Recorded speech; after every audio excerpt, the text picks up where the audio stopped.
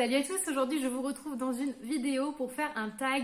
Je vais reprendre le tag de Gladys qui s'intitule Ciao 2021 Hello 2022. Alors oui, je sais, on est à la fin du mois de janvier, j'ai pas forcément eu le temps de le faire beaucoup avant, mais je trouvais l'idée de la vidéo et les questions très intéressantes parce qu'elle va me permettre tout simplement de synthétiser assez rapidement mon année 2021 tout simplement et définir les objectifs pour la suite.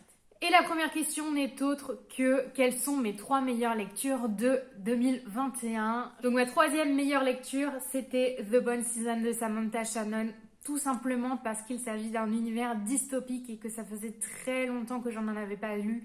C'est vraiment un de mes genres préférés et j'ai adoré me replonger à fond dans ce genre-là. Et j'ai beaucoup aimé aussi l'aspect clairvoyance de ce livre. Et si vous ne le connaissez pas, je vous fais rapidement le résumé. On va suivre Paige, qui est une clairvoyante qui habite à Londres. Donc c'est un roman qui se passe dans le futur. Et à Londres, les clairvoyants sont pourchassés et sont considérés comme des êtres anormaux. Un beau jour, Paige va se faire kidnapper. Elle ne sait pas trop par qui exactement. Et elle va se retrouver sur le territoire d'Oxford qui est colonisé, on va dire, par des Rephaim, qui sont une espèce de... Je sais pas comment les définir. Ce sont des créatures humanoïdes et en fait ils utilisent les clairvoyants comme esclaves tout simplement et Paige va se retrouver au beau milieu de tout ce cirque. Franchement c'était super cool, j'ai hâte de lire la suite, c'est une série qui n'est pas terminée, qui est prévue en 7 tomes je crois bien, donc il y a de quoi faire mais c'est un univers vraiment riche, complexe. Je peux comprendre qu'on ait du mal à se plonger dedans mais une fois qu'on a saisi l'ampleur de la chose, c'était vraiment un pur régal. Et vivement la suite pour 2022 du coup. En deuxième position, c'était une lecture assez récente, mais je vous présente Le Cochon de Noël de J.K. Rowling. Alors j'en ai parlé dans une de mes dernières vidéos, mais ça a été un véritable coup de foudre cette histoire. Ça m'a rappelé tellement de choses, ça a éveillé l'enfant qui sommeille en moi. Et ici, en fait, on va suivre Jack, qui est un petit garçon qui possède un cochon en peluche. Et sa mère va se remarier avec un autre homme qui a une fille un peu plus grande que Jack. Et cette fille n'aime pas beaucoup Jack et pour se venger un petit peu de lui, elle va jeter son cochon par la fenêtre de la voiture sur l'autoroute. Donc vous pouvez imaginer l'état dans lequel se trouve Jack à ce moment-là. Il est complètement dévasté et j'ai ressenti les mêmes émotions que lui à ce moment-là. Ça m'a complètement chamboulée. Et en fait, à la suite de ça, qui se passe dans un univers complètement similaire au nôtre, on va basculer parce que Jack va se rendre au pays des choses perdues et là va commencer l'histoire un petit peu fantastique et un petit peu imaginaire où on découvre ce pays un petit peu étrange où les objets parlent, les objets ont des consciences.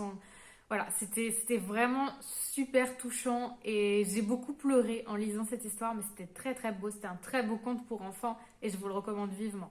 Et en première position, sans grande surprise, je vous présente cette énorme brique qui n'est autre que Crescent City sans sa jaquette, puisque j'ai la chance de l'avoir en édition reliée.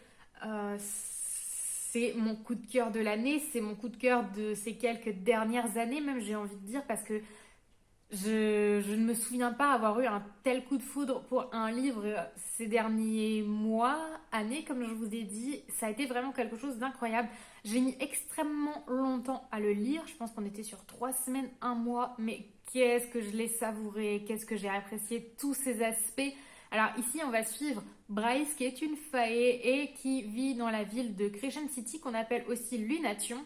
Elle va vivre un jour dramatique où une des personnes qui est très chère à son cœur va mourir assassinée dans des conditions extrêmement violentes et affreuses. Et depuis ce jour-là, du coup, Bryce va complètement changer d'attitude, va vouloir tout faire pour venger cette mort, tout simplement. Elle va se laisser abattre dans un premier temps et puis 2 ans plus tard, elle est toujours dans le même état d'esprit et il va y avoir un autre meurtre largement similaire à celui qu'elle a vécu 2 ans plus tôt avec un de ses proches. Et de ça va découler une enquête où on va mettre dans la balance un ange qui s'appelle Hunt et qui va être le coéquipier de notre chère Bryce parce que Bryce est réquisitionnée pour enquêter vu qu'elle a assisté au premier meurtre. Et on va suivre du coup toute cette enquête. Et je ne vous cache pas qu'il y a une petite histoire de romance, mais c'était vraiment... ça prend son temps quoi dans cette histoire et c'est ce que j'ai vraiment vraiment apprécié. Bryce est un personnage vraiment qui ne se laisse pas faire, c'est une très forte personnalité, mais Hunt aussi, et on apprend à les connaître au fur et à mesure des pages, on apprend à aimer leur relation, on apprend aussi plein de choses sur la mythologie de cette ville, sur les différentes créatures qui règnent sur cette ville également, et l'enquête se déroule au fur et à mesure et on est vraiment abasourdi à chaque nouvelle et à chaque élément qui se rajoute à l'enquête. Et franchement incroyable, vivement le tome 2 là pour février. J'espère que De Saxus va nous le traduire assez rapidement vu que la VO sort le 15 février je crois bien, donc voilà, De Saxus, je vous attends vraiment sur le coup pour traduire la suite de cette beauté. J'ai un petit peu peur, je ne vous cache pas, parce que je sais que Sarah J. Maas aime énormément les scènes sexuelle et là pour le coup c'était assez léger et moi j'aime pas spécialement ça, donc j'espère qu'elle va faire la même chose qu'à Cotard pour la suite de cette saga qui est vraiment très chère à mon cœur. Je serais assez déçue, donc j'attends ça avec impatience et j'espère que ça va marcher et que ça va rester sur la même lancée que ce premier tome. La seconde question porte sur mon meilleur souvenir de 2021 et si vous m'avez suivi un petit peu, vous avez dû voir que je suis allée au salon du livre et de la presse jeunesse de Montreuil au tout début du mois de décembre 2021 et c'était juste incroyable. C'est mon meilleur souvenir parce que déjà je l'ai partagé avec Gladys.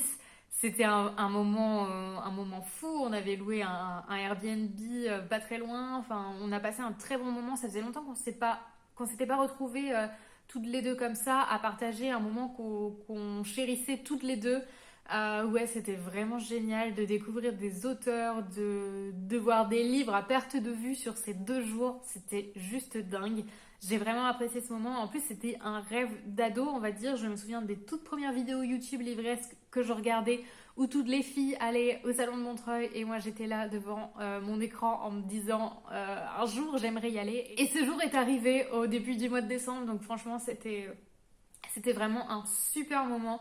On a rencontré plein de gens, on a rencontré plein d'auteurs et on a partagé des moments chouettes avec vraiment tout le monde. Donc vivement l'année prochaine, j'espère que je pourrai y retourner. La question 3, c'est quelle est ta plus belle découverte 2021 ? Alors moi je vais sortir un tout petit peu du contexte livresque, mais je pense qu'on peut interpréter la question exactement comme on veut. Et moi ma plus belle découverte de l'année, ça a été le bullet journal, enfin le reading journal plus précisément parce que j'écris uniquement sur mes lectures. Et waouh, je me suis découvert une passion pour les stickers et les tampons encreurs. Oui, c'est quelque chose qui m'apaise énormément. C'est une activité manuelle, artistique, créative. Et je m'y donne à fond. Tous les jours, j'essaye de faire quelque chose. Et en tout cas, j'y pense fortement tous les jours à mon petit reading journal. J'adore concevoir les pages, etc. Enfin, c'était vraiment une découverte. Alors, j'avais commencé un petit peu le journaling l'année précédente, mais c'était plus du quotidien. Et finalement, je me rends compte que j'ai du mal à faire ça vraiment tous les jours. Pour moi, je veux pas que ce soit une contrainte. Je veux vraiment que ce soit un moment de détente où je note juste les 2-3 infos dont j'ai besoin pour créer une belle harmonie sur mes pages, etc. Mais je ne veux pas répertorier non plus toute ma vie. Je ne sais pas si vous voyez ce que je veux dire, mais voilà. Donc le reading journal, c'est vraiment l'entre-deux, je trouve. Ça permet de garder plein de petits souvenirs et des petites choses en tête et en même temps, ça permet d'explorer mon côté créatif parce que je suis quelqu'un d'extrêmement créative et depuis quelques années, j'ai refoulé un petit peu cet aspect de ma personnalité par manque de temps tout simplement. Et là, je m'y donne à fond, j'achète tout ce que je peux chez Action. C'est vraiment mon temple en ce moment pour tout ce qui est papeterie et j'adore ça. Donc vraiment, c'était une super découverte. La question suivante, c'est sur les livres qu'on n'a pas lus en 2021 mais qu'on veut absolument lire en 2022 du coup. Pour moi, premièrement, il y a cette saga. Donc là, j'ai la version collector dans le coffret. Il s'agit de la saga de la passe miroir que je n'ai toujours pas lu. Je sais, je dois bien être une des seules. C'est une saga qui est encensée par la critique, mais même avant Bookstar, etc. C'est vraiment une saga qui est pas toute jeune et qui fait toujours parler d'elle. Donc je ne sais pas ce que j'attends, J'ai eu le coffret à Noël, pas là, mais l'année d'avant. Donc vous voyez qu'il est depuis un petit moment quand même chez moi et je n'ai pas osé me lancer. J'avoue que j'ai quelques réticences parce que quand les gens adorent quelque chose, on a toujours peur de ne pas accrocher soi-même. Mais je pense qu'il est temps que je me fasse mon propre avis, surtout avec la beauté de ces livres que j'ai reçus. Donc voilà, c'est vraiment un de mes objectifs de l'année 2022. Le lire enfin. Dans le même genre, il y a Sorcery of Thorn. En plus, c'est un one-shot. Je sais pas pourquoi non plus j'attends aussi longtemps. C'était un de mes premiers achats de 2021, le mois de janvier, je m'en souviens très bien. Je l'avais acheté. Alors, pas cette version-là, forcément, je l'avais acheté en brochet. Et je l'ai racheté quand il est sorti en format grimoire. Je l'ai racheté parce que je ne l'avais toujours pas lu et que je trouvais cette édition juste sublime. Donc il est vraiment, vraiment temps que je le sorte, enfin, que je le découvre. Parce que j'ai rien à perdre en fait, c'est un one shot et c'est pareil, il a fait extrêmement parler de lui, les gens l'adorent, donc je pense que moi aussi il me plaira. Et puis enfin, il y a ce tout petit livre qui est, je pense, le plus vieux livre que j'ai dans ma palle. Il date bien des années 2013, 2014, oui oui. Et ici, il s'agit d'une dystopie pure et dure. Dans ma tête, c'est une dystopie à la Divergente, etc. Donc, ouais, je pense qu'il est temps que je me lance, que je vois si le pitch me plaît toujours autant et si j'aime toujours autant la dystopie. D'autant plus que j'aimerais en lire plus cette année, mais ça vous le verrez dans les questions qui vont suivre. Mais voilà, j'espère vraiment pouvoir lire cette saga cette année. Et ça me fait rire parce que derrière, je vois qu'il y a un petit commentaire par l'auteur de 16 lunes.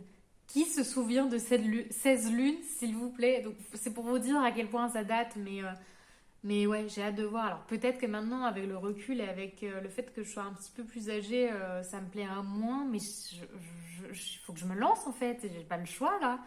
La question suivante, c'est donc quel genre veux-tu lire le plus en 2022? Et j'ai presque répondu à la question juste avant. Je veux renouer avec la dystopie qui était mon genre préféré, le genre qui m'a fait commencer et aimer la lecture, tout du moins avec Hunger Games, le fameux. Et j'ai vraiment envie de replonger dans de la dystopie young adulte parce que j'aimais tellement ça. Et généralement, c'est des page-turners et on est à fond dans l'histoire, on y pense le soir, etc. On n'a qu'une hâte, c'est de replonger dans sa lecture. Donc voilà, j'ai vraiment envie de retrouver cette émotion-là en lisant cette année. Mais aussi, j'ai envie de lire un petit peu plus de choses, pas scientifiques, mais pour m'instruire. J'ai beaucoup de très beaux livres dans ma bibliothèque sur des sujets un petit peu plus spécifiques, comme la mythologie grecque, les musées, les dinosaures, ce genre de choses. Et j'ai envie de lire pour apprendre des choses de culture générale ou des choses utiles. Donc voilà, c'est quelque chose que j'ai très très envie de faire cette année, de m'y remettre parce que toute l'année dernière en fait je n'ai lu que des romans et j'aime aussi lire des choses un petit peu plus d'apprentissage on va dire. Et enfin la dernière question, c'est mes objectifs 2022. Je vais répondre simplement et vous dire que je n'ai aucun objectif. J'aime pas trop me donner des objectifs en fait parce que je vois ça comme des contraintes et tant que j'ai pas réussi à les atteindre, je me sens pas hyper bien. Donc voilà, j'ai zéro objectif en termes de nombre de livres. J'ai zéro objectif en termes de YouTube ou des réseaux, quoi que ce soit. Je veux juste continuer à lire ce que je veux, ce que j'aime, à faire ce que j'aime, à poster si le cœur y est et à ne pas le faire si ça ne me dit rien. Bref, vous l'avez compris, je ne veux pas me prendre la tête et absolument pas me fixer d'objectifs pour cette année 2022. Voilà, pour moi c'était tout pour ce petit tag qui était vraiment chouette, je dois le dire, et qui fait vraiment bien la synthèse de 2021 et qui amorce le début de l'année 2022 pour savoir ce qu'on veut. J'ai vraiment adoré le faire et je pense que ça peut être une chouette vidéo à reprendre, donc n'hésitez pas si c'est le cas, n'hésitez pas à taguer également Gladys qui a créé ce tag. Et puis moi j'espère que ça vous a plu, que vous avez appris des choses. N'hésitez pas à me laisser un petit commentaire et puis en attendant je vous dis à très bientôt dans une prochaine vidéo. Bye!